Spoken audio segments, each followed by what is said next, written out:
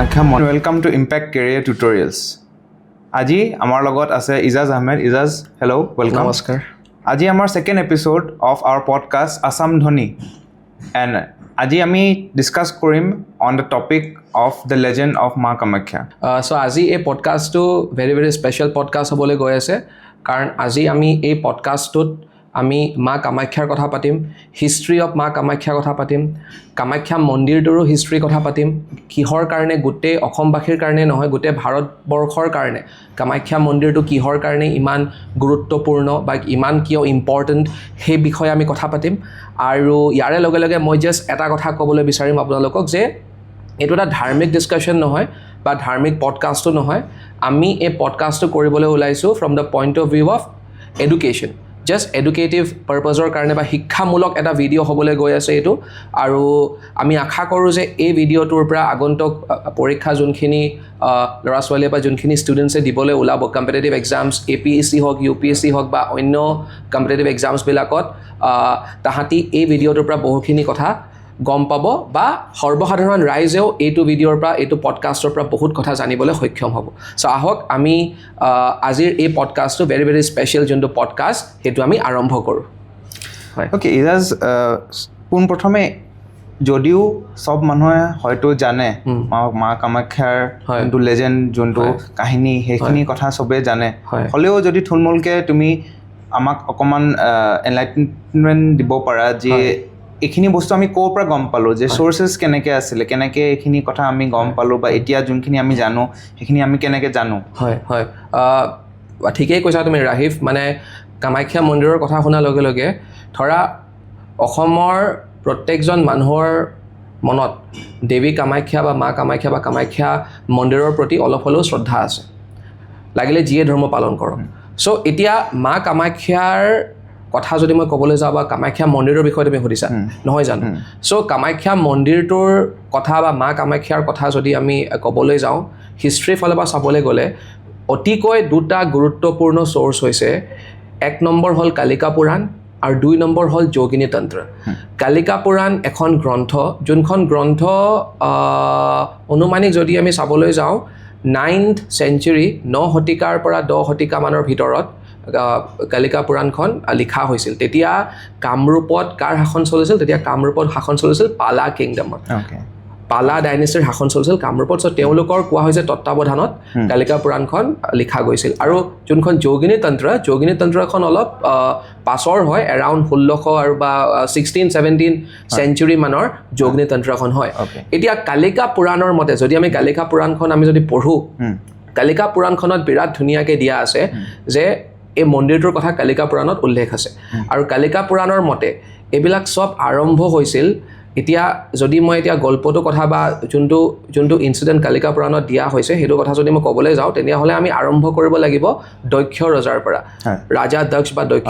দক্ষ ৰজা আছিল কালিকা পুৰাণে তেখেতক হিমালয়াৰ ৰজা বুলি কৈছে অ'কে হিমালয়াৰ ৰজা বুলি কৈছে হিমালয়াৰ ৰজা দক্ষ ৰজাৰ জীয়ৰীৰ নাম আছিল সতী আৰু সতীৰ বিয়া হৈছিল মহাদেৱৰ লগত মানে আমাৰ লৰ্ড শিৱৰ লগত বা ভগৱান শিৱৰ লগত তেখেতৰ বিয়া হৈছিল আৰু আগৰে পৰাই দক্ষ ৰজাৰ মন নাছিল মানে ভগৱান শিৱৰ লগত বিয়া দিবলৈ হয়তো তেখেতৰ মন নাছিল কাৰণ যদি আমি চাওঁ ভগৱান শিৱৰ কিছুমান বৈশিষ্ট্য আছে তেখেত অন্য ভগৱানবিলাকৰ নিচিনা নহয় তেখেতে অকলশৰীয়াকৈ থাকি ভাল পায় বা তেখেতৰ কিছুমান মানে ড্ৰেছ পাতিৰ প্ৰতি বৰ এটা এটেনশ্যন নহয় মানে চিম্পল লিভিং হাই থিংকিং আমি যাক কওঁ তেখেত তেনেকুৱা ধৰণৰ মানে এজন ভগৱান চ' সেইকাৰণে হয়তো আৰু সিফালে আকৌ দক্ষ ৰজা এজন ৰজাৰ নিচিনা বিহেভ কৰি ভাল পায় ৰজাৰ নিচিনা আচৰণসমূহ তেখেতৰ সেইকাৰণে মেবি বিচৰা নাছিল চ' কিন্তু তথাপিও তোমাৰ বিয়া হ'ল চ' সতীৰ বিয়া হ'ল মহাদেৱৰ লগত গ'ল কথা গ'ল তাৰপিছত এদিন ৰজা দক্ষ এখন বিৰাট ডাঙৰ এখন যজ্ঞ পাতিলে সেই যজ্ঞখনলৈ গোটেই দেৱ দেৱতা হওক বা ভগৱান হওক বা ডাঙৰ ডাঙৰ ৰজাবিলাকক হওক চবকে মাতিলে কেৱল মাত্ৰ সতী আৰু সতীৰ গিৰিয়েকক মহাদেৱক নামাতিল চ' এই কথা যেতিয়া সতীয়ে গম পালে অ'কে সতীক এই কথা ক'লে আকৌ আমাৰ নাৰদ মুনিয়ে চ' যেতিয়া সতীয়ে গম পালে এইটো কথা সতীয়ে গম পোৱাৰ লগে লগে বাপেকক সুধিবলৈ আহিল যে তুমি আমাৰ লগত এইটো ইনজাষ্টিস কিয় কৰিছা যে ইমানে তুমি আমাক বেয়া পাই আছা নেকি যে আমাক কেৱল মাত্ৰ মোক আৰু মোৰ এখেতক যে নামাতিলা সো এইটো সুধিবৰ কাৰণে যেতিয়া সতী যজ্ঞখনলৈ গ'ল ওকে মহাদেৱৰ পৰা অনুমতি লৈয়ে গৈছে সতীয়ে কিন্তু সো সতীয়ে যজ্ঞখনলৈ যোৱাৰ পিছত যেতিয়া বাপেকক সুধিলে বাপেকে আৰু ইনসাল্ট কৰিলে আচ্ছা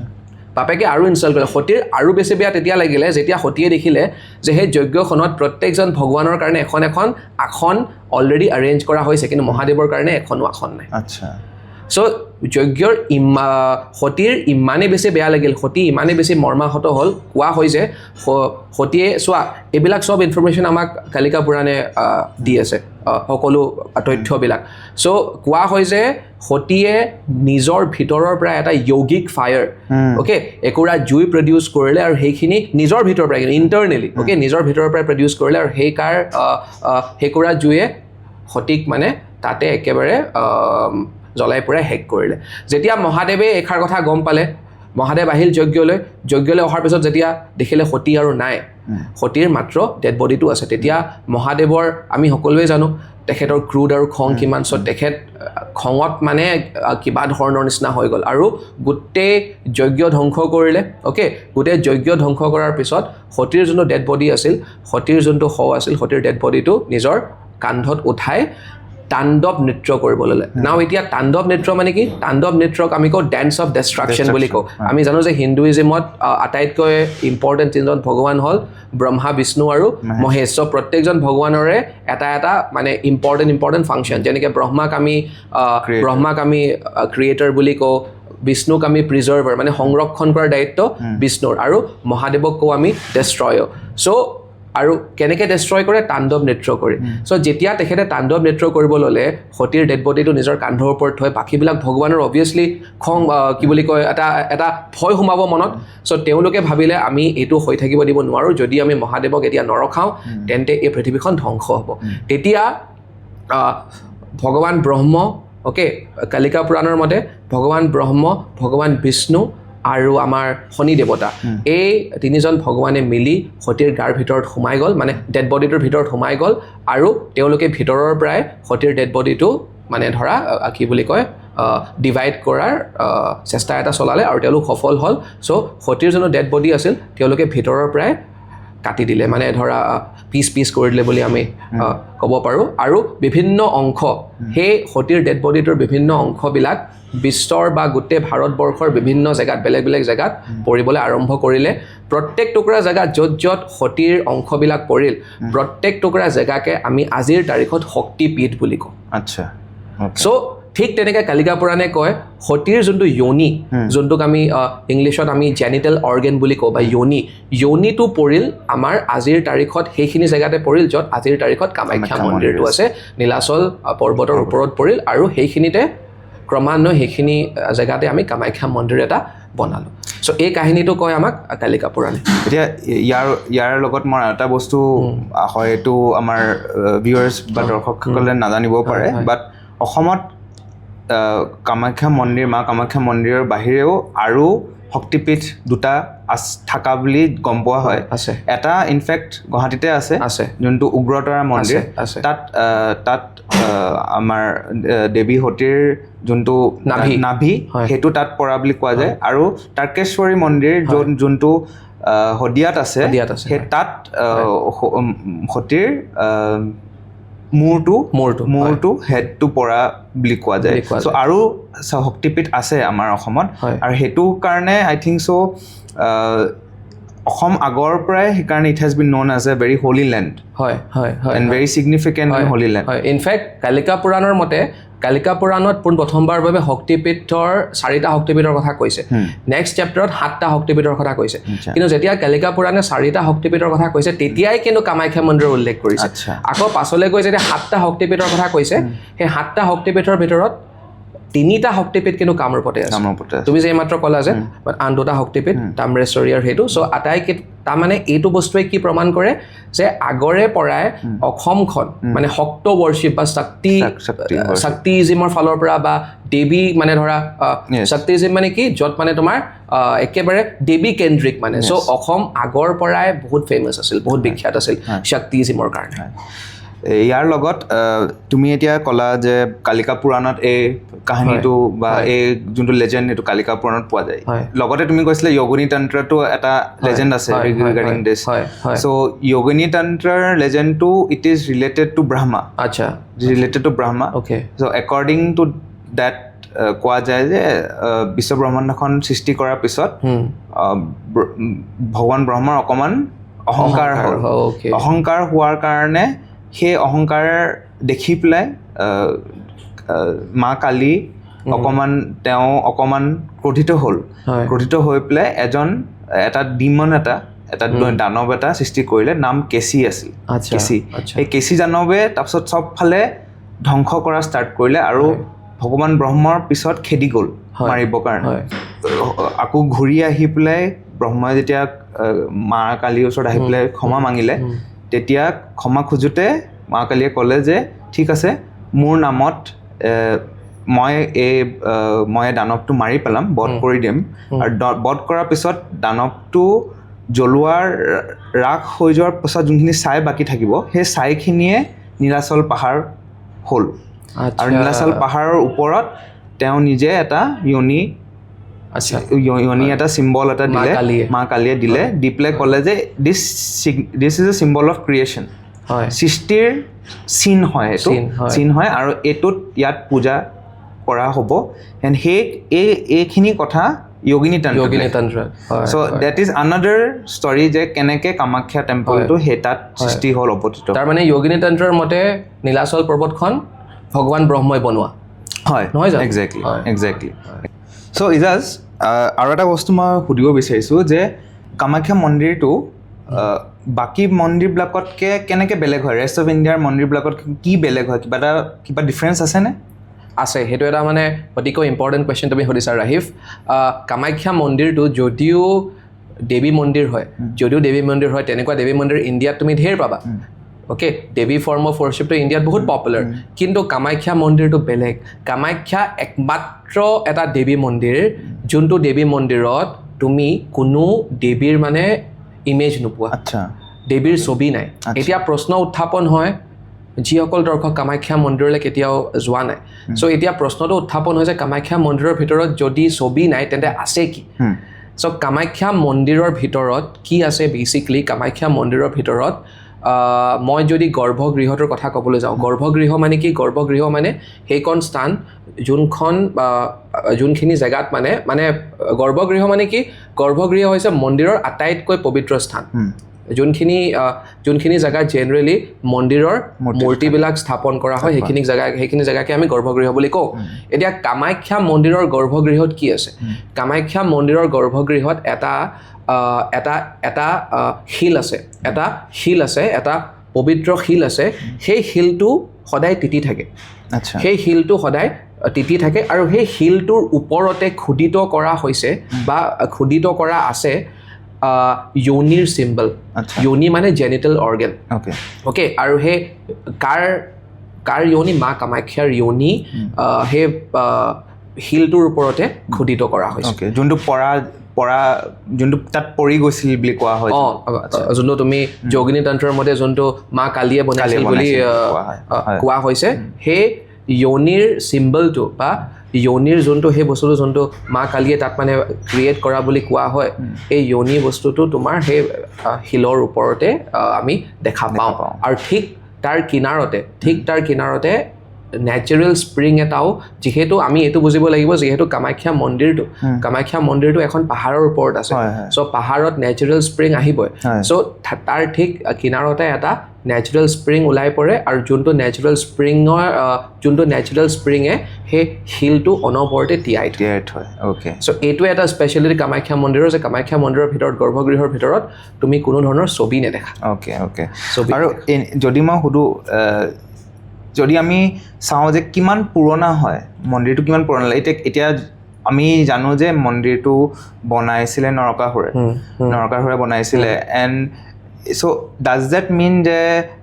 মন্দিৰটো নৰকাসুৰৰ টাইমৰ পৰাই এতিয়ালৈকে আছে মন্দিৰটো একচুৱেলি কামাখ্যা মন্দিৰটো চাব গ'লে according to few experts কিছুমান এক্সপাৰ্টছে এই পৰ্যন্ত কৈছে যে কামাখ্যা মন্দিৰটো most probably ইণ্ডিয়াৰ চাগে আটাইতকৈ পুৰণা মন্দিৰো হ'ব পাৰে আচ্ছা খুব সম্ভৱ দেই খুব সম্ভৱ ইণ্ডিয়াৰ আটাইতকৈ পুৰণা মন্দিৰ বুলি আমি ক'ব পাৰোঁ কাৰণ আমাৰ হাতত প্ৰমাণ আছে ওকে কালিকা পুৰাণে নিজেই কৈছে যে কামাখ্যা মন্দিৰটো নৰকাসুৰে স্থাপন কৰা নাই কিন্তু বা কামাখ্যা মন্দিৰটো হয়তো নৰকাসুৰে স্থাপন কৰিব পাৰে কিন্তু নৰকাসুৰেও ৰিপেয়াৰ কৰিছিল বুলি আমি তাৰো কিছুমান আমি সাজেশন পাইছোঁ আমি এক্সেক্টলি ক'ব নোৱাৰোঁ কিন্তু তাত এটা মন্দিৰ তাতকৈ আগৰ পৰাই আছিলে কিন্তু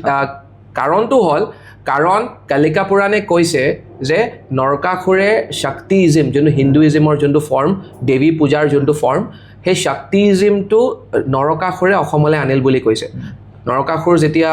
মিথিলাৰ পৰা যেতিয়া আহিল অসমলৈ মিথিলা আছে বিহাৰত মিথিলাৰ পৰা যেতিয়া অসমলৈ আহিল অসমলৈ অহাৰ পাছত যেতিয়া প্ৰাগজ্যোতিষপুৰলৈ আহিল তেতিয়া তেখেতে দেৱী পূজা আৰম্ভ কৰা বুলি কৈছে কিন্তু সেই কালিকা পুৰাণে কৈছে যে যেতিয়া দেৱী পূজা আৰম্ভ কৰিছিল নৰকাসুৰে বা দেৱী পূজা যেতিয়া মানে ষ্টাৰ্ট কৰিছিল নৰকাসুৰে তাৰ আগতে এটা মন্দিৰ তেখেতে নিজৰ কণ্ট্ৰলত আনিছিল সেই মন্দিৰটোৱে কামাখ্যা মন্দিৰ তেতিয়া কালিকা পুৰাণে আকৌ আমাক জনায় যে তাৰ আগতে কামাখ্যা মন্দিৰ বা তাত যোনটো উপাসনাৰ কেন্দ্ৰ আছিল নীলাচল পৰ্বতৰ ওপৰত সেই মন্দিৰটো কাৰ কণ্ট্ৰলত আছিল সেই মন্দিৰটো আছিল কিৰাতাজসকলৰ কণ্ট্ৰলত ওকে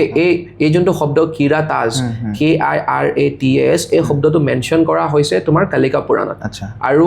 কিৰাতাজসকলৰ কথা যদি মই ক'বলৈ যাওঁ বেচিকলি একেবাৰে চিম্পল ভাষাত যদি মই ক'বলৈ যাওঁ তেওঁলোক নন আৰিয়ান আছিল মানে তেওঁলোকৰ কিছুমান স্বভাৱ যেনেকৈ ফৰ এক্সাম্পল তেওঁলোকে মাংস খাইছিল তেওঁলোকে হয়তো অলপ চলপ মদ খাইছিল চ' তেনেকুৱা কিছুমান তেওঁলোকৰ বিহেভিয়াৰ বা স্বভাৱ আছিল চ' এইসকল মানুহৰ কণ্ট্ৰলত তেতিয়া যোনটো মন্দিৰ আছিল চ' তেওঁলোকৰ পৰা এই মন্দিৰটোৰ কণ্ট্ৰল লৈছিল নৰকাসুৰে চ' চাবলৈ গ'লে সঠিকভাৱে কোৱাটো ইম্পচিবল যে কিমান পুৰণা কিন্তু বহুত মানে অতীতৰ পৰা আছে কামাখ্যা মন্দিৰটো নৰকাসুৰৰো আগৰে পৰা আছে এতিয়া নৰকাসুৰ নিজেই কিমান পুৰণা যদি আমি ধাৰ্মিকভাৱে চাবলৈ যাওঁ ইয়াৰো তোমাৰ দুটা দিশ আছে চোৱাৰ এটা ধাৰ্মিক এটা হিষ্টৰিকেল ধাৰ্মিকভাৱে চাবলৈ গ'লে নৰকাসুৰৰ কথা ৰামায়ণেও কৈছে চ' যদি আমি ৰামায়ণে কৈছে মহাভাৰতাই কৈছে চ' কিন্তু ডক্টৰ বাণীকান্ত কাকতিৰ মতে যোনজন নৰকাসুৰৰ কথা আমি পাতি আছোঁ এতিয়া যোনজন প্ৰাগজ্যোতিষপুৰৰ ৰজা আছিল তেখেত 200 পৰা 400 মানে AD বা CE মানৰ মানুহ যিয়ে নহওক চ' তেখেতৰো আগৰ পৰা আছে অ'কে তেখেতৰো আগৰ পৰা আছে তোমাৰ কামাখ্যা মন্দিৰটো নীলাচল পৰ্বত চ' এতিয়া নীলাচল পৰ্বত আৰু আমাৰ যদি এতিয়া কালিকা পুৰাণে কয় যে নীলাচল পৰ্বত নামটো কেতিয়া হ'ল যেতিয়া সেই যে মই যে তোমাক অলপ আগতে কৈ আছিলোঁ যেতিয়া সেই ইনচিডেণ্টটো হ'ল তোমাৰ সতীৰ যেতিয়া যোনিটো যেতিয়া সেই পৰ্বতখনৰ ওপৰত যেতিয়া পৰিল তেতিয়াৰ পৰা সেই পৰ্বতখনৰ নাম নীলাচল হ'ল বুলি আমি কওঁ চ' কামাখ্যা মন্দিৰটো বহুত বেছি পুৰণা আৰু কামাখ্যা মন্দিৰ এই যে কিৰাতাজ বুলি যে মই এইমাত্ৰ ক'লোঁ চ' আকৌ আমি বাণীকান্ত কাকতিৰ কথাই ক'ব লাগিব অতিকৈ শ্ৰদ্ধাৰ ডক্টৰ বাণীকান্ত কাকতি তেখেতে বহুত বেছি গৱেষণা কৰিছে এইবিলাক ডিপাৰ্টমেণ্টত বহুত বেছি ৰিচাৰ্চ কৰিছে আৰু তেখেতে ৰিচাৰ্চ কৰি গম পাইছে যে এই যোনটো যাক কালিকা পুৰাণে কিৰাতাজ বুলি কৈছে মেবি কালিকা পুৰাণৰ কিৰাতাজসমূহ অষ্ট্ৰ এছিয়াটিক ষ্টকৰ মানুহখিনি বা আমি যদি তাতোকৈ যদি চিম্পল ভাষাত ক'বলৈ যাওঁ মডাৰ্ণ ডে মেবি খাচী আৰু গাৰো মানুহখিনি আৰু যদি তুমি চোৱা ৰাহিফ চ' এই দুটা শিল বা এই দুবিধ মানুহ গাৰোৱে হওক বা খাচীয়ে হওক খাচী হিলছে হওক গাৰো হিলছে হওক এই দুয়োটা শিল কিন্তু বহুত ওচৰত গুৱাহাটীৰ পৰা বেছি দূৰত নাই আৰু সিহঁতেও মেট্ৰিলিনিয়েল ছ'চাইটি ফ'ল' কৰে য'ত নাৰীক বহুত উচ্চ দৰ্জা দিয়া যায় সিহঁতৰ ছ'চাইটিত চ' হয়তো সেইটো সময়ত তেওঁলোকে সেই মন্দিৰটোত আহি পেলাই পূজা অৰ্পণ কৰিছিল ডক্টৰ বাণীকান্ত কাকতিৰ মতে সেইটোৱে হৈছিল চ' তেখেতেও মানে অনুমান কৰিছে আমি এতিয়া মাত্ৰ অনুমানহে কৰিব পাৰোঁ কাৰণ ইমান আগৰ কথা আমাৰ কোনো হিষ্টৰিকেল ৰেকৰ্ডো নাই চ' এইবিলাক ধৰা আমি কিছুমান হিষ্ট্ৰীক আমি ৰিকনষ্ট্ৰাক্ট কেনেকৈ কৰোঁ we can do that by various means so এইবিলাকো এটা মানে মেইন বা এতিয়া মানুহসকলে কি প্ৰেক্টিছ কৰে এতিয়া যেনেকৈ তুমি ক'লা মেঘালয়ত আজি পৰ্যন্ত মেট্ৰিলিনিয়েল আৰু মেট্ৰিআৰ্কেল ছ'চাইটি খাচীসকলৰ কথাই কোৱা জয়ন্তীয়াসকলৰ কথাই কোৱা বা গাৰোসকলৰ কথাই কোৱা মানে তেওঁলোকে মাইকী মানুহক সেই আগৰে পৰাই অতীতৰ পৰাই তেওঁলোকে এখন উচ্চ আসন দি আহিছে আৰু সেই উচ্চ আসন দিছিল বুলিয়ে তেখেতসকলে মেবি যোনটো জেনিটেল অৰ্গেন বা ইউনিক তেওঁলোকে আগৰে পৰাই মেবি পূজা কৰি আহিছিল বা উপাসনা কৰি আহিছিল কিন্তু এতিয়া তেওঁলোক খ্ৰীষ্টিয়ানছ অ'কে তেওঁলোকৰ এতিয়াৰ ধৰ্মটো খ্ৰীষ্টিয়ানছ কিন্তু মই বা খ্ৰীষ্টিয়ানিটি কিন্তু মই কৈ আছোঁ মানে অতীতৰ ধৰ্ম তেওঁলোকৰ এনচিয়েণ্ট ধৰ্মটো কি আছে গম পাইছোঁ ইয়াৰ লগত মই এইটো জানিব বিচাৰিছোঁ যে ইয়াৰ মাজত নৰকাসুৰৰ পিছত যেতিয়া কামাখ্যা টেম্পল ফৰ্ম হৈছে বৰ্তমান যোনটো আমি কামাখ্যা টেম্পল এতিয়া দেখা পাওঁ এতিয়া গ'লে গুৱাহাটীলৈ গ'লে বা আমি টিভি বা যোনখিনি পিকচাৰ্ছত দেখা পাওঁ সেইটো কেতিয়া স্থাপিত হৈছিল সেইটো কোনে স্থাপিত আচ্ছা চ' আমি হিষ্টৰিকেল ৰেকৰ্ডছৰ মতে কামাখ্যা মন্দিৰটোৰ কথা আমি হিষ্ট্ৰীত উল্লেখ পাওঁ পোনপ্ৰথমবাৰৰ বাবে বানামালা ৰজাৰ সময়ত বানামালা ৰজা হ'ল চালাস্তম্ভা ডাইনেষ্টি মানে চালাস্তম্ভা ডাইনেষ্টি মানে আমি সেই ডাইনেষ্টিটোক মালেচ্ছা ডাইনেষ্টি বুলিও কওঁ তাহাঁতি আহিছিল বৰ্মন ডাইনেষ্টিৰ পিছত চ' তাৰে সেই ডাইনেষ্টিৰে এজন ৰজা আছিল বানামালা বুলি তেখেতে আমি সঠিকভাৱে ক'ব নোৱাৰোঁ কিন্তু আমাৰ হাতত প্ৰমাণ আছে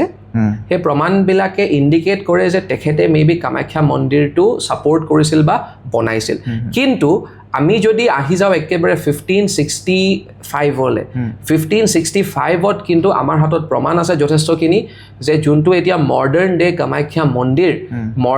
কামাখ্যা মন্দিৰটো বনাইছিল নৰনাৰায়ণ আৰু যোনটো মডাৰ্ণ ডে মন্দিৰটো বনাইছে চিলাৰায়ে কোৱা হয় যে তাতকৈ আগতে আমি সকলোৱে জানো চিলাৰায় এজন মহান প্ৰতাপী এজন কামাণ্ডাৰ আছিল নৰনাৰায়ণৰ ভায়েক আছিল চ' নৰনাৰায়ণ ৰজা আৰু আমি সকলোৱে জানো যে চিলাৰাৰ সহায়ত কোচ কিংডম বহুত বেছি এক্সপেণ্ড হৈ গৈছিল বা বহুত বেছি ডাঙৰ হৈ গৈছিল কোচ কিংডম এটা এনেকুৱাও সময় আহিছিল যেতিয়া তেওঁলোকে মহাপ্ৰতাপী আহোমসকলকো হৰুৱাই পেলাইছিল আৰু অকল আহোম বুলিয়ে নহয় আহোমৰ ওচৰতে আহোম কিংডমৰ ওচৰতে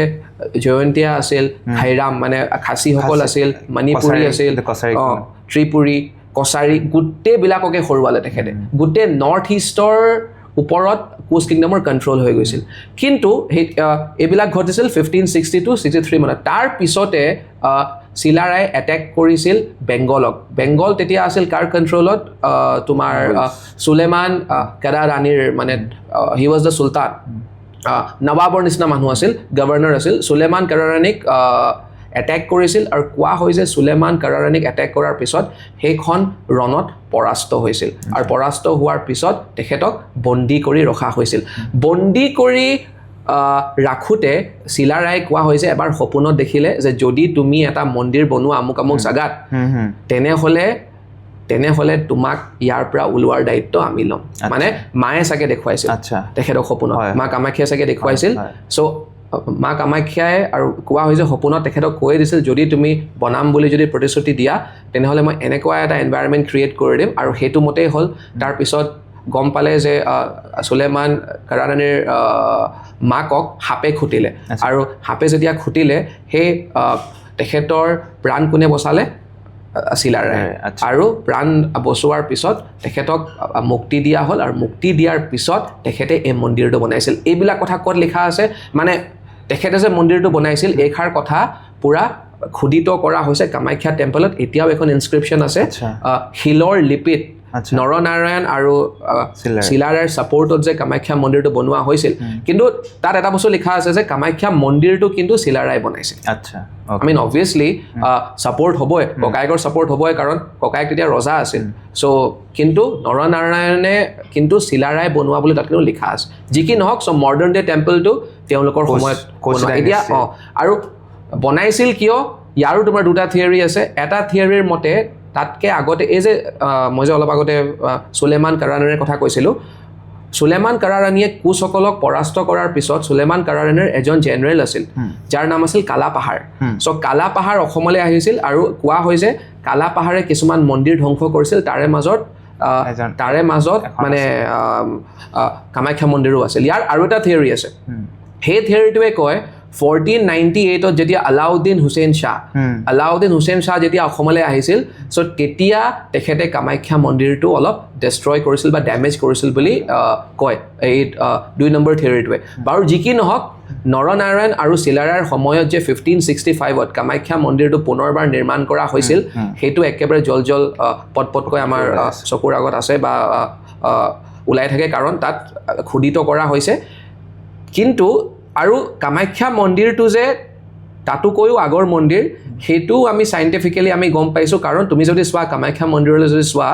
গৰ্ভগৃহৰ তলত কেইবাটাও লেয়াৰ আছে আচ্ছা অ'কে এটা দুটা লেয়াৰ আছে আৰু একৰ্ডিং টু চাইণ্টিষ্ট বা এক্সপাৰ্টছবিলাকে কি কয় সেইকেইটা লেয়াৰ বহুত আগৰ হয় চ' তুমি যিহেতু ক'লা কোচ কিংডমে মন্দিৰটো স্থাপনা কৰিছিল চ' তাত এটা বহুত ইণ্টাৰেষ্টিং লেজেণ্ড এটাও আছে যে regarding the descendants of the Koch dynasty Koch ৰজাৰ বংশৰ যোনবিলাক মানুহ এতিয়াও আছে সিহঁতৰ ওপৰত চ' কোৱা হৈছিল যে কোচ ৰজাই বনোৱাৰ পিছত মন্দিৰ বনোৱাৰ পিছত তেওঁ দেৱীক নৃত্য কৰি থকা চাব বহুত মন আছিল কয় যে মাজে মাজে মন্দিৰটো বন্ধ কৰি দিয়ে হেড প্ৰিষ্টজনে এণ্ড তাত বিকজ দেৱীয়ে নৃত্য কৰে ভিতৰত তেখেতৰ নাম কেন্দুকালাই চ' সেই কেন্দুকালাই যোনজন পুৰোহিত আছিল তেওঁক সুধি পেলাই এটা ব্যৱস্থা কৰি দিছিল সেই পুৰোহিতজনে যাতে ৰজাই চাব পাৰে দেৱীক কিন্তু দেৱীক গোপনে চোৱাৰ বাবে দেৱী বহুত ক্ৰোধিত হ'ল আৰু ক্ৰোধিত হোৱাৰ বাবে আজিলৈকে গোটেই ৰজাৰ বংশক শ্ৰাপ দিলে আৰু সেইটোৰ কাৰণে আজিও যদি ৰজাৰ বংশ কোনোবা মানুহ মন্দিৰৰ তলেদিও পাৰ হৈ যায় তেতিয়া ছাতি লৈ পাৰ হ'ব লাগে বুলি কয় চ' সেইটো এটা লেজেণ্ড ৰিলেটেড টু দ্য মন্দিৰ সেইটো আছে কাৰণ কোচ ৰাজবংশৰ মানুহ ঢেৰ আছে এতিয়াও গুৱাহাটীত স্পেচিয়েলি তোমাৰ বেলতলা অঞ্চলটোত ঢেৰ আছে আচ্ছা বাৰু ৰাহিফ এতিয়া ধৰা নীলাচল আমি এটা শব্দ শুনো নীলাচল স্কুল এতিয়া যদি মই তোমাক সোধোঁ যে কামাখ্যা মন্দিৰটো কোনটো ডিজাইনত বনোৱা হৈছিল বা ইয়াৰ কিবা এটা স্পেচিফিক ডিজাইন আছে নেকি মানে কোনটো আৰ্হি ফ'ল' কৰিছিল তেতিয়া নৰনাৰায়ণ ৰজাৰ সময়ত যেতিয়া মন্দিৰটো পুনৰবাৰ নিৰ্মাণ কৰা হৈছিল চ' কোনটো আৰ্হি ফ'ল' কৰিছিল চ' সাধাৰণতে যেতিয়া এক্সপাৰ্টছবিলাকে কয় নীলাচল স্কুল বুলি কয় চ' তুমি অলপ ক'বা নেকি যে নীলাচল স্কুলৰ আণ্ডাৰত বা নীলাচল স্কুলৰ বৈশিষ্ট্যসমূহ কি চ' অলপ দেৰি আগতে আমি যোনটো ডিছকাছ কৰি আছিলোঁ যে মডাৰ্ণ ডে যোনটো কামাখ্যা টেম্পল আছে সেইটো কোচ কিংডমৰ ৰজাই বনাইছিল এণ্ড তুমি কৈছিলা বীৰ চিলাৰাই যেতিয়া বেংগলৰ পৰা ঘূৰি আহিছিল তেওঁ লগতে বেংগলৰ পৰা ৰাজমিস্ত্ৰী লৈ আনিছিল এই টেম্পলটো বনাবৰ কাৰণে এতিয়া বেংগলত সেইটো সময়ত চলি আছিলে মোগল ষ্টাইল অফ আৰ্কিটেকচাৰ যোনটো ডোম এটা থাকে বলবাছ ডোম থাকে তেনেকুৱা ধৰণৰ আৰ্কিটেকচাৰ যাকে আমি ইণ্ডো ইছলামিক বুলি কওঁ এতিয়া সেইটো লগত নাগাৰা ষ্টাইল অফ যোনটো টেম্পল আৰ্কিটেকচাৰ আছিলে সেই দুটাৰ কম্বিনেশ্যন কৰি পেলাই যোনখিনি শিখাৰা যোনবিলাক বনোৱা হৈছিলে তেনেকৈ বনোৱা ষ্টাৰ্ট কৰিছিলে কিন্তু যোনবিলাক ৰাজমিস্ত্ৰী সিহঁতে তেনেকৈ বলবাছ ডোম বনাব নোৱাৰিলে ইয়াত আৰু সেইটো কাৰণে বলবাছ ডোম মানে বাল্বৰ নিচিনা গোলকে ডোমটো বনাব নোৱাৰিলে তাৰ জেগাত সিহঁতে পলিগনেল চিষ্টেমকে বস্তুটো ডোমটো পলিগনেলকে বনালে 16 পলিগনেল চাইডছ দি পেলাই ডোমটো বনালে চ' অল টুগেডাৰ সেইটো এটা বেলেগ ষ্টাইল অফ আৰ্কিটেকচাৰ হৈ গ'ল সেইটো না ইণ্ডো ইছলামিক হ'ল না নাগাৰা হ'ল সেইটো এটা নতুন ষ্টাইল অফ আৰ্কিটেকচাৰ এটা মিশ্ৰণ হৈ পেলাই it is known as the Nilachal style of architecture সুকীয়া এটা বেলেগ এটা ষ্টাইল হৈ গ'ল আৰু সেইটোৰ শিখাৰাবিলাক সেইকাৰণে অকণমান বেলেগ ধৰণৰ হয় শিখৰবিলাক বেলেগ ধৰণৰ হয় আৰু ইভেন পিছলৈকেও এই ষ্টাইলটোত ৰাজেশ্বৰ সিংহ আহোম ৰজা তেওঁ তেনেকৈ সেইটো ষ্টাইল ইমপ্লিমেণ্ট কৰি পেলাই তেনেকৈ বনোৱা ষ্টাৰ্ট কৰিলে ইয়াৰে লগত মই এটা কথা মানে এড কৰিব বিচাৰিছোঁ তুমি যদি কামাখ্যা মন্দিৰলৈ যোৱা চাবাচোন তাত যোনখন মোধচখন আকৌ বা আমি যাক ইংৰাজীত ৰুফ বুলি কওঁ মোধচ বা ৰুফখন আকৌ কাছ এটাৰ পিঠিৰ নিচিনা চ' এই সন্দৰ্ভত এক্সপাৰ্টছবিলাকে কয় আৰু মানে এটা ইণ্টাৰেষ্টিং কথা কি এই যোনটো কাছৰ পিঠিৰ নিচিনা যোনটো মানে মুধচখন যে কাছৰ পিঠিৰ শ্বেপত বনোৱা হৈছে টৰ্টইজৰ এনেকুৱা এটা ডিজাইন আমি আকৌ আহোমসকলৰো সময়ত দেখোঁ মানে আহোম মনুমেণ্টছ কিছুমানতো আমি ৰংঘৰৰ ওপৰৰ একজেক্টলি চ' ৰংঘৰৰ ওপৰৰ চাটখনো তেনেকুৱা এতিয়া এক্সপাৰ্টছবিলাকে কয় চ' এতিয়া চোৱা কামাখ্যা মন্দিৰ তেওঁলোকে বনাইছিল 1565ত মানে কোচ ৰজাই বনাইছিল বা বীৰ চিলাৰাই বনাইছিল আৰু সিফালে ৰংঘৰটো বহুত পাছত বনোৱা হৈছিল আমি জানো যে ৰংঘৰ ফাৰ্ষ্ট টাইম বনোৱা হৈছিল ৰুদ্ৰসিংহৰ সময়ত তাৰপিছত প্ৰমত্ত সিংহই বনাইছিল বা এতিয়াৰ যোনটো present day structure it was build by Pramatta Singha so' এই বস্তুটো চ' এক্সপাৰ্টছবিলাকে কি কয় আমি জানো যে ৰুদ্ৰসিংহ অ'কে আহোম ৰজা মহাপ্ৰতাপী ৰুদ্ৰসিংহ ৰজাই বেংগলৰ পৰা এজন আৰ্টিজেন অসমলৈ আনিছিল তেখেতৰ নাম আছিল অ'কে সামথিং খনিকৰ আছিল এতিয়াও ঘনশ্যাম খনিকৰ এতিয়া ঘনশ্যাম হাউচ বুলি এতিয়াও এটা মনুমেণ্ট আছে শিৱসাগৰত চ' ঘনশ্যাম খনিকৰ বেংগলৰ আছিল ঘনশ্যাম খনিকৰ যিহেতু বেংগলৰ আছিল আৰু যিহেতু নীলাচল স্কুল তুমি ক'লা এইমাত্ৰ নীলাচল স্কুল যদি আমি চিম্পল ভাষাত আমি ক'বলৈ যাওঁ বেংগল স্কুল প্লাছ তোমাৰ কি বুলি কয় নাগাৰা ষ্টাইল চ' ঘনশ্যাম খনিকৰে যেতিয়া অসমলৈ আহিল চ' বেংগল স্কুলতে তেখেতে ট্ৰেইনিং লোৱা সেইমতে বনাব চ' ইয়ালৈ অহাৰ পিছতো সেইকাৰণে কিছুমান ফিচাৰ্ছ বেংগল স্কুল অফ আৰ্কিটেক্সাৰৰ কিছুমান ফিচাৰ্ছ আহোম সাম্ৰাজ্যটো সোমাই গ'ল অ'কে যিহেতু মানে ধৰা কামাখ্যা মন্দিৰটো সেই বেংগলৰ পৰা অহা মানুহেই বনাইছিল আৰু এতিয়াও মানে এতিয়া ধৰা ৰংঘৰ এতিয়া মই কৈ আছোঁ ৰুদ্ৰসিংহই অনা চ' ৰুদ্ৰসিংহৰ পাছৰ ৰজাবিলাকেও সেইটো ষ্টাইলে মানে কণ্টিনিউ কৰিলে আই থিংক চ' ৰুদ্ৰসিংহৰ পিছত শিৱসিংহ যোন আহিছিলে তেওঁ বেংগলৰ পৰা এজন পুৰোহিত আনিছিলে একজেক্টলি কামাখ্যাত তেওঁক স্থাপনা হেৰি কৰি পেলাই হেড প্ৰিষ্ট হিচাপে বনাই তেওঁক নাম এটাও দিছিলে পৰ্বতীয়া গোসাঁই বুলি নাম এটাও দিছিলে তেখেতৰ নাম আছিল কৃষ্ণৰাম ভট্টাচাৰ্য চ' ইয়াৰ লগতে মই জাষ্ট এটা কথা এড কৰিব বিচাৰিছোঁ এতিয়া কোৱা হয় যে যেতিয়া তোমাৰ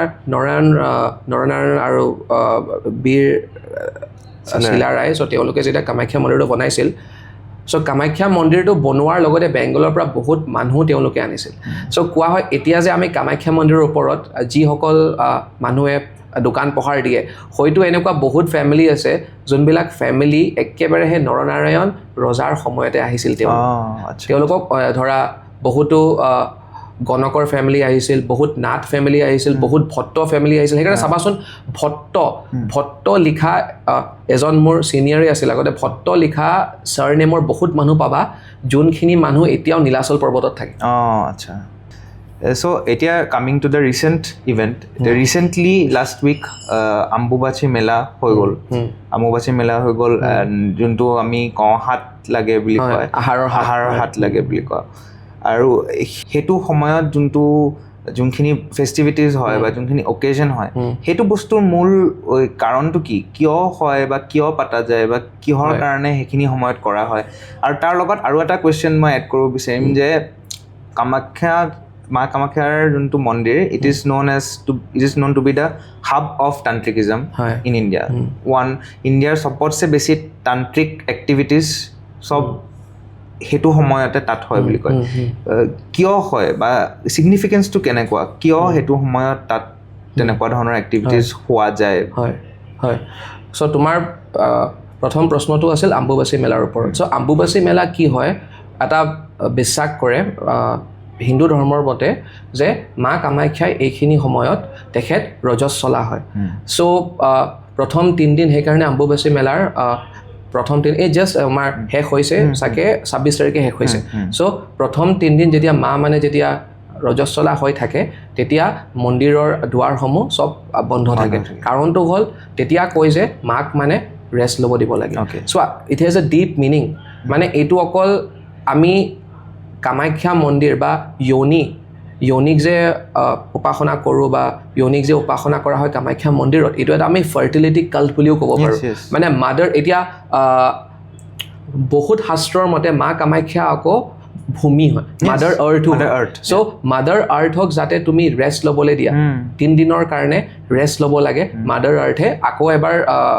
ৰিভাইভ হৈ যায় 3 দিনৰ মূৰত। সেইটোৱে মানে তোমাৰ কনচেপ্ট অম্বুবাচী মেলা। এতিয়া দূৰ দূৰণিৰ পৰা মানুহবিলাক কিয় আহে, ঋষি মুনি বা বহুত তেনেকুৱা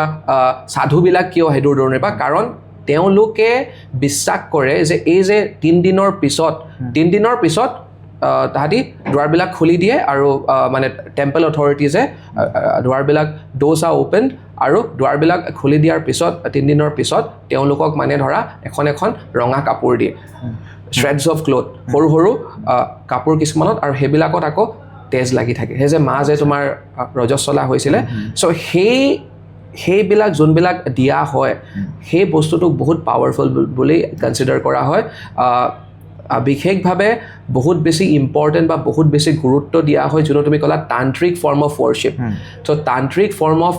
ৱৰ্শ্বিপত মাৰ এইটো যোনটো মানে কাপোৰবিলাক যে দিয়া হয়, তেজ লগা কাপোৰবিলাক, এইবিলাক তাহাঁতি বহুত গুৰুত্ব সহকাৰে লয় আৰু তেওঁলোকে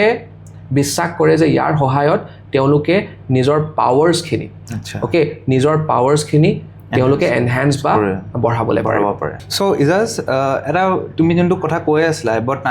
তান্ত্ৰিকিজম হয় কি বস্তু? লাইক যদি লেমেন এজনক বুজাবলগীয়া হয় বা সাধাৰণ মানুহক বুজাবলগীয়া হয়, হোৱাট ইজ তান্ত্ৰিকিজম? তান্ত্ৰিচিজম কি সেইটো জনাৰ আগতে মই তোমাক এটা বস্তু জনাই থওঁ বা আমাৰ ৰাইজক, যে বহুতে কয়, এক্সপাৰ্টসকলে কয় যে তান্ত্ৰিচিজমৰ জন্ম খুব সম্ভৱ অসমতে হৈছিল বুলি কয়। এতিয়া তান্ত্ৰিচিজম কি হয়? তান্ত্ৰিচিজম চাব গ'লে হিন্দুইজিমৰে পাৰ্ট হয়। আমি সকলোৱে জানো হিন্দু ধৰ্মত এটা চ'ল বা এটা আত্মাৰ আল্টিমেট উদ্দেশ্যটো কি? মোক্ষ প্ৰাপ্তি। চ' প্ৰত্যেকটো বৈষ্ণৱিজমে হওক, শক্তিইজমে হওক, শৈভিজমে হওক বা তান্ত্ৰিচিজমে হওক, প্ৰত্যেকটো মদৰে বেলেগ বেলেগ ধৰণ, মানে ধৰণটো বেলেগ, এপ্ৰ'চটো বেলেগ, কিন্তু আল্টিমেট অবজেক্টিভটো কি? কেনেকৈ এটা চ'লে মানে মোক্ষ প্ৰাপ্তি বা মোক্ষ কেনেকৈ পাব পাৰে। চ' তান্ত্ৰিচিজমে কিহত বিশ্বাস ৰাখে? তান্ত্ৰিচিজমত আটাইতকৈ পপুলাৰ কনচেপ্টটো হৈছে 5টা ম বা 5 M's বুলি আমি কওঁ। যেনেকৈ তোমাৰ মদ্য, মানে 5 M's, মদ্য, মৎস্য, মাংস, তাৰপিছত তোমাৰ মুদ্ৰা আৰু মেথুন।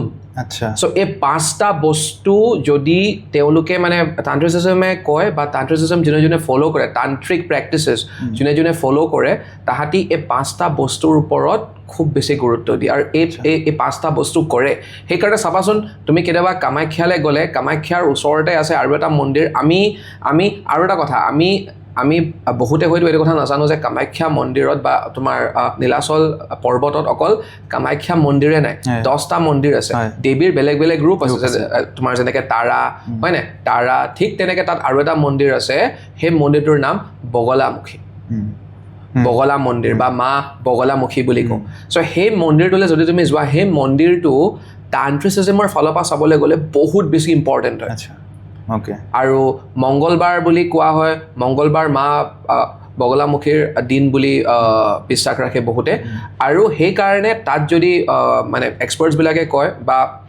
মই নিজে শুনা কথা বা মোৰ ফ্ৰেণ্ডছে কৈছে বা মই নিজে দেখা কথা, যে তালৈ ভক্তসকল যেতিয়া যায়, প্ৰসাদত অলপ মানে এলকহলো দিয়ে। কাৰণ তান্ত্ৰিচিজমত তোমাৰ alcohol is a very integral part. মই যে ক'লোঁ তোমাৰ আমি অসমীয়াত মদ্যপান বুলি নকওঁ জানো? So' madya is a very integral part of tantricism. এইবিলাক ধৰা মোডবিলাক বেলেগ বেলেগ, কিন্তু আল্টিমেট অবজেক্টিভটো এটাই, মোক্ষ প্ৰাপ্তি। চ' তান্ত্ৰিচিজম মানে অসম বুলি ক'লে বা Kamrup, ancient Kamrup has always been important for tantricism. আৰু এতিয়া এই যে মই ক'লোঁ এতিয়া তাৰাক আকৌ বা মা তাৰাক আকৌ বুদ্ধিজমেও ফ'ল' কৰে। তান্ত্ৰিক ফৰ্ম অফ বুদ্ধিজমৰ যিটো বজ্ৰয়ান ফৰ্ম অফ বুদ্ধিজম, আৰু বজ্ৰয়ান ফৰ্ম অফ বুদ্ধিজমতো বহুতখিনি তান্ত্ৰিক প্ৰেক্টিচেছ সোমাই আছে। আৰু তান্ত্ৰিচিজমৰ যে তুমি সুধিলা, তান্ত্ৰিচিজমৰ মূল মিনিংটোৱে হ'ল তন্ত্ৰ মন্ত্ৰ। তন্ত্ৰ মানে মেজিক প্ৰেক্টিচেছ আৰু মন্ত্ৰ হ'ল মেজিকেল আটাৰেঞ্চেছ। চ' মন্ত্ৰ আৰু তন্ত্ৰ, চ' তান্ত্ৰিচিজমত মন্ত্ৰ আৰু তন্ত্ৰ থাকিবই লাগিব। চ' সেইটোৱে বস্তু তান্ত্ৰিচিজম মানে কেছত। চ' এজাজ আমি ইমানখিনি ডিছকাছ কৰিলোঁ, ইমান ডাঙৰ ডিছকাশ্যন এটা হ'ল অন মা কামাখ্যা। এতিয়া এই মা বা দেৱীৰ আমাৰ অসমীয়া সমাজত কেনেকৈ প্ৰভাৱ কেনেকুৱা ধৰণৰ প্ৰভাৱ আছে যদি আমি চাব যাওঁ কেনেকুৱা ধৰণৰ প্ৰভাৱ আছে বা কেনেকুৱা প্ৰভাৱ পৰি গৈছে যিহেকে তেওঁ এটা বহুত মেজৰ ফিগাৰ হয় আমাৰ আইডেণ্টিটি আমাৰ কালচাৰৰ চ' সেইটো কাৰণে আমাৰ সমাজ বা আমাৰ সংস্কৃতিত কেনেকুৱা ধৰণৰ এফেক্ট পৰিছে হয় এইটো এটা বিৰাট ভাল প্ৰশ্ন আৰু বিৰাট গুৰুত্বপূৰ্ণ প্ৰশ্ন কাৰণ মই ভাবোঁ যে মা কামাখ্যাৰ আৰাধনা যিহেতু অসমত বহুত আগৰ পৰা চলি আছে বা শক্তিইজমৰ আৰাধনা বা Shaktism as a form of worship বহুত আগৰে পৰা চলি আছে তাৰ প্ৰভাৱ প্ৰতিটো ছেক্টৰতে বা প্ৰতিটো দিশতে তাৰ প্ৰভাৱ আছে ভাল প্ৰভাৱ দেই এতিয়া মানে অসমীয়া সমাজ আৰু এনেকুৱাও মই কোৱা নাই যে কেৱল মাত্ৰ হিন্দু ধৰ্মতে তাৰ প্ৰভাৱ আছে যোনখিনি অসমীয়া মুছলমান বুলিও কওঁ আমি চ' অসমীয়া সমাজখন মানে এতিয়া অসমীয়া সমাজখনৰ যোনখিনি মানুহ পাৰ্ট হয় গোটেই অসমীয়া সমাজখনতে তাৰ এটা গভীৰ প্ৰভাৱ আছে যেনেকৈ ফৰ এক্সাম্পল এনেকুৱা তুমি ঢেৰ ডেটাক পাবা এনেকুৱা মই বহুত বাপেকক শুনিছোঁ বা এইবিলাক একেবাৰে কমন বস্তু যেনেকৈ অসমত জীয়ৰীক বা নিজৰ জীয়েকক যোনে আই বুলি সম্বোধন কৰে আকৌ কিছুমানে মা বুলি সম্বোধন কৰে তাৰমানে কি আই আৰু মা জেনেৰেলি আই মানে কি মাকক মানে actually Ai is a term which is use for mothers ন মাকৰ কাৰণে ইউজ কৰা হয় বা মাও ধৰা মাকৰ কাৰণে ইউজ কৰা হয় চ' জীয়েকক আই বা মা কোৱাৰ প্ৰথাটো মোৰ মতে খুব সম্ভৱ অকল অসমতে আছে তাৰ মানে কি মাৰ দৰ্জা দিছে মাক আমি আটাইতকৈ বেছি ভাল পাওঁ সকলোৱে চ' মাৰ দৰ্জা বাপেকে নিজৰ জীয়েকক দিছে তাৰ মানে that it self goes two show' সেইটোৱে প্ৰমাণ কৰি পেলাই যে অসমত আমি বহুত এখন মানে উচ্চ আসন দিওঁ মানে মহিলাক বা নাৰীক আমি এখন উচ্চ আসন দিওঁ তাৰ ওপৰঞ্চি চোৱা অসমত চাবলৈ গ'লে যোনটো যৌতুক প্ৰথা ডাউৰি ছিষ্টেম নৰ্থ ইণ্ডিয়াত ব্যাপকভাৱে মানে তোমাৰ চলি আহিছে যোনটো ডাউৰি ছিষ্টেম প্ৰত্যেকখন সমাজে সিফালে তাহাঁতি একচেপ্ট কৰি লৈছে মানে অবিচ্ছেদ্য অংগ তুমি ডাউৰি ছিষ্টেমৰ অসমত চিন চাপেই নোপোৱা অসমত ডাউৰি ছিষ্টেমৰ তুমি চিন চাপেই নোপোৱা সেই মানে ধৰা সেইটো হ'ল অসম আৰু অকল অসম বুলিয়ে নহয় গোটেই নৰ্থ ইষ্টতে আমি যে অনবৰতে কৈ থাকোঁ মহিলা সবলীকৰণ মোৰ মতে ইণ্ডিয়ান চৰকাৰে ভাৰত চৰকাৰে নৰ্থ ইষ্ট বা অসমক মহিলা সবলীকৰণৰ মডেল হিচাপে ল'ব লাগে ইয়াত আগৰে পৰাই মহিলা সবলীকৰণ হৈ আছে এতিয়াহে অলপ চলপ চাগে উলট পালট হৈছে কিন্তু আগতে বেছিয়ে আছিলে তাৰ উদাহৰণে হৈ গ'ল তোমাৰ দেৱী মন্দিৰে চোৱা কেইটা আছে মা কামাখ্যা আছে উগ্ৰতাৰা আছে আৰু এইবিলাক মই নতুনকৈ বনোৱা দেৱী মন্দিৰৰ কথা কোৱা নাই প্ৰাচীন দেৱী মন্দিৰ বা তাম্ৰেশ্বৰীক আকৌ তোমাৰ কালিতা পুৰাণে ললিতা কান্তা বুলিও কৈছে ললিতা কান্তা মানে বিৰাট ধুনীয়া গম পাইছোঁ তেখেতৰ কোৱালিটি আই থিংক চ' মা কামাখ্যাৰো বেলেগ ৰূপ আছে আৰু যেনেকৈ ত্ৰিপুৰা ত্ৰিপুৰী গডেছ বুলি কয় ত্ৰিপুৰা সুন্দৰী বুলিও হেৰি কৰে ৱৰ্শ্বিপ কৰে ত্ৰিপুৰী ভৈৰৱী বুলিও ত্ৰিপুৰা কুমাৰী বুলিও ৱৰ্শ্বিপ কৰে দিজ আৰ ডিফাৰেণ্ট ফৰ্মছ দেৱী মা ভৈৰৱী ইজ দ্য মানে ধৰা ফিমেল ফৰ্ম অফ ভৈৰৱা শিৱৰ যোনটো মানে তোমাৰ ৰুদ্ৰ যোনটো ৰূপ খং উঠিলে ভৈৰৱা হৈ গৈছিল তেখেতে এবাৰ চ' ভৈৰৱাৰ ফিমেল তেখেতৰ কম্পেনিয়ন হ'ল ভৈৰৱী দেৱীৰ মানে যোনটো একদম ৰুদ্ৰ ৰূপটো মানে আৰু সেইটোৱে চ' এতিয়া উই আণ্ডাৰষ্টুড দ্য কালচাৰেল ছিগনিফিকেঞ্চ আমি বুজি পালোঁ যে সাংস্কৃতিক কেনেকুৱা ধৰণৰ প্ৰভাৱ আছে বা সামাজিক কেনেকুৱা প্ৰভাৱ আছে যদি আমি চাওঁ আমাৰ ইকনমি অৰ্থনীতিৰ ওপৰত মা কামাখ্যা মন্দিৰ বা মা কামাখ্যাৰ কেনেকুৱা ধৰণৰ প্ৰভাৱ আছে ইন আছামছ ইকনমি বৰ্তমান যুগত যদি আমি চাওঁ চ' তাত মই ভাবোঁ যোনটো অম্বুবাচী মেলা যোনটো এতিয়া জাষ্ট হৈ গ'ল it brings in a lot of revenue বহুত ৰেভিনিউ আনে লগে এতিয়া আমি নিউজ পেপাৰ এইকেইদিন পায়ো আছোঁ তাত কামাখ্যা কৰিডৰ এটা ষ্টাৰ্ট কৰাৰ কথা আছে ফৰ নিউজত it is there for different reasons অলপ অপ'জো কৰিছে because of may be environmental concerns তোমাৰ কি তাৰ ওপৰত যদি তুমি অপিনিয়ন দিব বিচাৰা বা তাৰ ওপৰত তুমি অকণমান এনলাইটেনমেণ্ট দিব বিচাৰা মই এতিয়াও ভাবোঁ দেই এইটো মোৰ পাৰ্চনেল অপিনিয়ন যে ৰিলিজিয়াছ টুৰিজিম ধাৰ্মিক পৰ্যটন এইটো এটা বিৰাট ডাঙৰ এটা ছেক্টৰ মই এতিয়াও ভাবোঁ যদিও বহুত মানুহ আহে কামাখ্যা মন্দিৰলৈ আমি ভাবোঁ আমি আজিলৈকে এইটো ফুল্লি ইউটিলাইজ কৰিব পৰা নাই বহুত বেছি স্ক'প আছে অসমত তুমি চোৱা না গুৱাহাটীকে আমি চিটি অফ টেম্পলছ বুলি কওঁ কেইবাটাও মন্দিৰ আছে প্ৰাচীন মন্দিৰো আছে আহোমসকলে বনোৱাও কেইবাটাও মন্দিৰ আছে কেইবাটাও উগ্ৰতাৰাই হওক অ'কে উগ্ৰতাৰাই হওক তাৰপৰা তোমাৰ কি বুলি কয় নৱগ্ৰহ মন্দিৰে হওক শুক্ৰেশ্বৰে হওক অ'কে চ' আৰু নৰ্থ গুৱাহাটীততো আছেই অ'কে আশ্বাক্লান্তা মন্দিৰ আছে কেইবাটাও মন্দিৰ আছে এইফালে আমাৰ উমানন্দ মন্দিৰ আছে এইবিলাক চব আহোমসকলে বনোৱা মন্দিৰ আৰু তাৰ ওপৰঞ্চি প্ৰাচীন মন্দিৰো আছে অ'কে কামাখ্যা মন্দিৰে আছে হয়গ্ৰীৱ মাধৱ মন্দিৰ হাজোত আছে চ' এই অঞ্চলখিনিত আৰু মই আপাৰ আছামলৈ অহাই নাই আৰু এইফালেও আছে এইফালে তেনেকৈ ফৰ এক্সাম্পল আপাৰ আছামত আগতে বহুত আছিল দেই এতিয়া হয়তো ধৰা এতিয়া আপাৰ আছামত ফৰ এক্সাম্পল আমি তেজপুৰত আমি ৰুইনছ পাইছোঁ দা পৰ্বতীয়া তাতো এটা মন্দিৰ থকা বুলি কোৱা হয় আই থিংক চ' তাম্ৰেশ্বৰী যোনটো মন্দিৰ আছে শদিয়াত সেইটো one of the very old temple because সেইটো এটা শক্তিপীঠে হয় এইটো এটা শক্তিপীঠ চ' তাম্ৰেশ্বৰী মন্দিৰটো বহুত পুৰণা চ' আমি যাক কেঁচাই খাটি মন্দিৰ বুলিও কওঁ চ' সেইটো এটা বিৰাট ইম্পৰ্টেণ্ট চ' আমি এইবিলাক ভালকৈ ইউটিলাইজ কৰিব পৰা নাই বা অসমৰ লগত অসম আৰু হিন্দু ধৰ্মৰ এটা বিশেষ কানেকশ্যনো আছে অসমৰ লগত শ্ৰীকৃষ্ণৰো লেজেণ্ড জড়িত হৈ আছে চাবলৈ গ'লে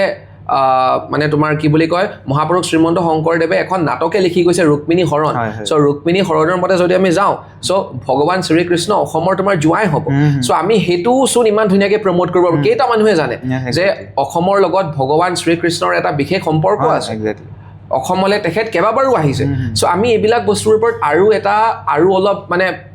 মনোযোগ দিব লাগে কেনেকৈ আমি এইবিলাক ইউজ কৰি কেনেকৈ পৰ্যটক আনিব পাৰোঁ আৰু বেছি অসমলৈ কাৰণ অসমলৈ বেছি পৰ্যটক আহিলে গোটেই অসমৰ অৰ্থনীতিৰ কাৰণে ভাল এক্সেক্টলি চ' ৰিলিজিয়াছ টুৰিজমৰ ফালৰ পৰা চাব গ'লে আমি বহুতখিনি কৰিব পাৰোঁ যদিও এতিয়াও বহুত মানুহ আহে কিছুমান মানুহ অকল মা কামাখ্যাৰ কাৰণে আহে বা কামাখ্যা দেৱীক দৰ্শন কৰিবলৈ আহে কিন্তু তথাপিও মই কৈছোঁ কামাখ্যা মন্দিৰৰ বাহিৰেও আৰু কৰিব লগা কাম বহুত আছে বা কামাখ্যা মন্দিৰকে আৰু আমি ধুনীয়াকৈ প্ৰমোট কৰিব পাৰোঁ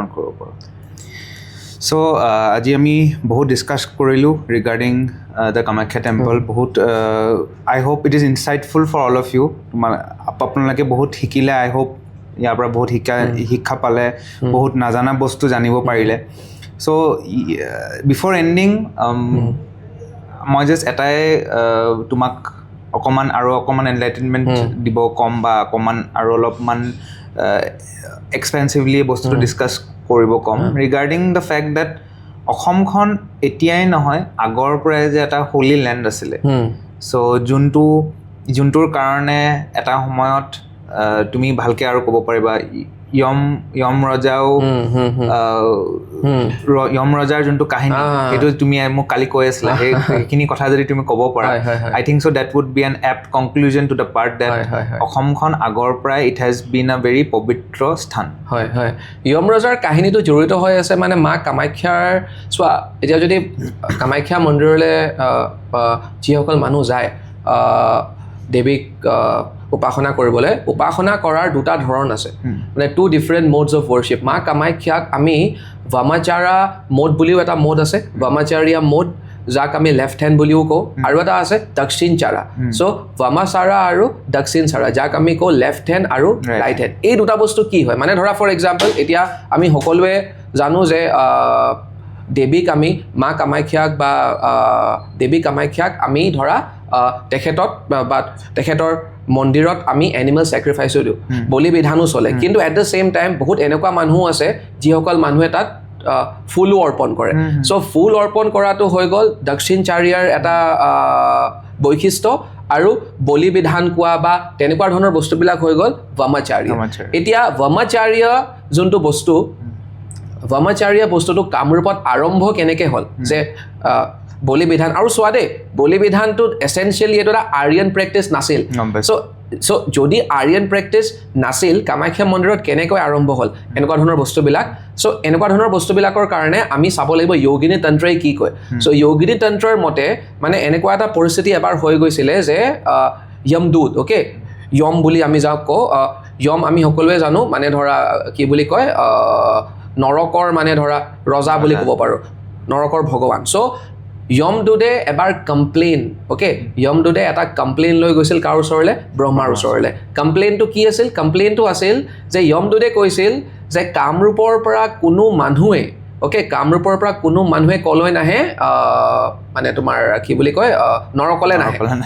হেললৈ নাহে কাৰণটো কি কাৰণ কামৰূপত কি আছে কামাখ্যা মন্দিৰ আছে মানে কামৰূপ বিৰাট মানে ধৰা পবিত্ৰ স্থান বা পবিত্ৰ এটা স্থল যোনে আহে ডাইৰেক্ট স্বৰ্গলৈ যাব স্বৰ্গলৈ যায়গৈ আৰু যদি স্বৰ্গলৈ যায়গৈ তাৰমানে তোমাৰ নৰকত থকা মানুহে নাথাকিব চ' ব্ৰহ্মদেৱৰ ওচৰলৈ কমপ্লেইনটো লৈ যায় ব্ৰহ্মদেৱে কমপ্লেইনটো তাৰপিছত তোমাৰ উপস্থাপন কৰে ভগৱান বিষ্ণুৰ সন্মুখত আৰু ফাইনেলি এই কমপ্লেইনটো লৈ যায় শিৱৰ ওচৰলৈ ভগৱান শিৱৰ ওচৰলৈ মহাদেৱৰ ওচৰলৈ তেতিয়া মহাদেৱে আদেশ দিয়ে মা উগ্ৰতাৰাক অ'কে মা উগ্ৰতাৰাক আদেশ দিয়ে যে তুমি কি কৰিবা তুমি আটাইখিনি মানুহক কামৰূপৰ পৰা গোটেই মানুহখিনিক তুমি খেদাই দিয়া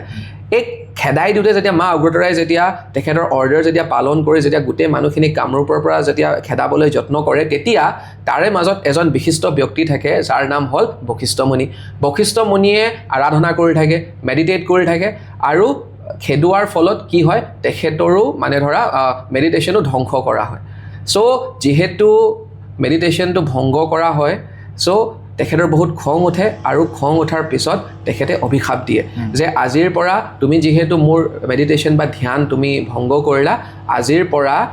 কামৰূপত বা তোমাক যোনে যোনে পূজা কৰিব আজিৰ পৰা ব্ৰহ্মচাৰ্য মেথডত পূজা কৰিব আচ্ছা চ' সেইকাৰণে তোমাৰ ব্ৰহ্মচাৰ্য বস্তুটো মানে কি লেফ্ট হেণ্ড আৰু ৰাইট হেণ্ড আৰু তুমি যোনটো ক'লা অসম যে আগৰে পৰা পবিত্ৰ স্থল চ' এই বস্তুটোও মানে প্ৰমাণ কৰি দিয়ে চ' we have come to the end of the discussion বহুত ভাল ডিছকাশ্যন আছিলে আজি ইটছ ভেৰি ইনফৰ্মেটিভ আৰু যদি আপোনালোকে ভাল পাইছে and if you think that we should come with more such discussions please comment on this আৰু যদি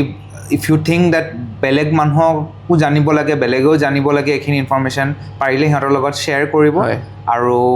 পাৰিলে আমাক ছাবস্ক্ৰাইব কৰি থ'ব চ' দেট ফিউচাৰতো আমাৰ এনেকুৱা ধৰণৰ ভিডিঅ'জ আপোনালোকে পাই থাকে Thank you so much. Namaskar.